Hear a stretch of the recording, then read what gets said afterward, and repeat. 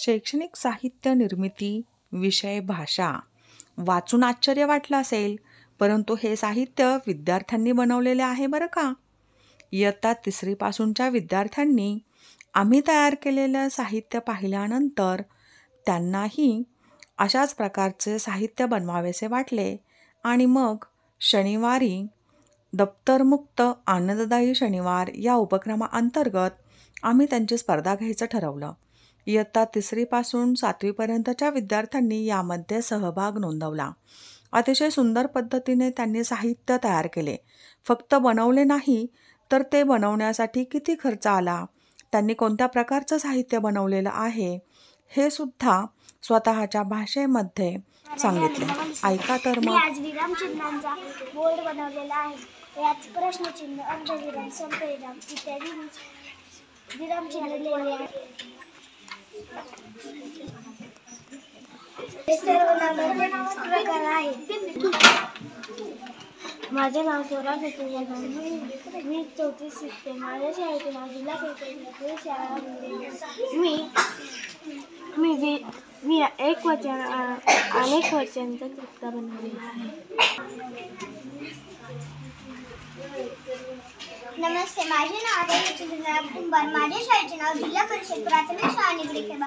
मी आता 4थीत शिकते. मी आज कोड्यांचा तक्ता बनवलेला आहे.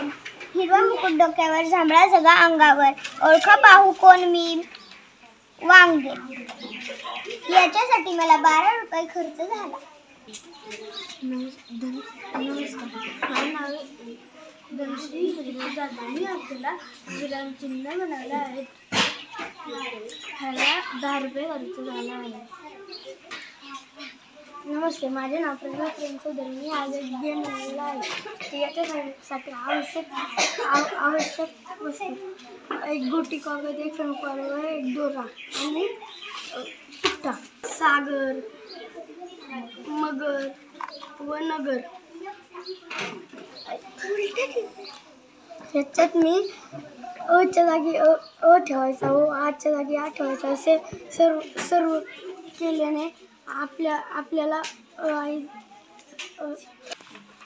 नमस्ते, माझे नाव सुरज सचिन असे. मी इयत्ता 3री शिकत आहे. माझ्या शाळेचे नाव जिल्हा परिषद प्राथमिक शाळा निगडी खेबा. मी आज घोषवाक्याचा चार्ट बनवला आहे.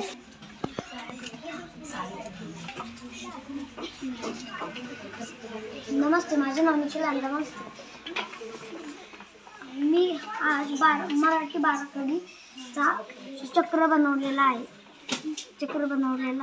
याचा उपयोग बाराखडी शिकण्यासाठी होतो. का, की, हु,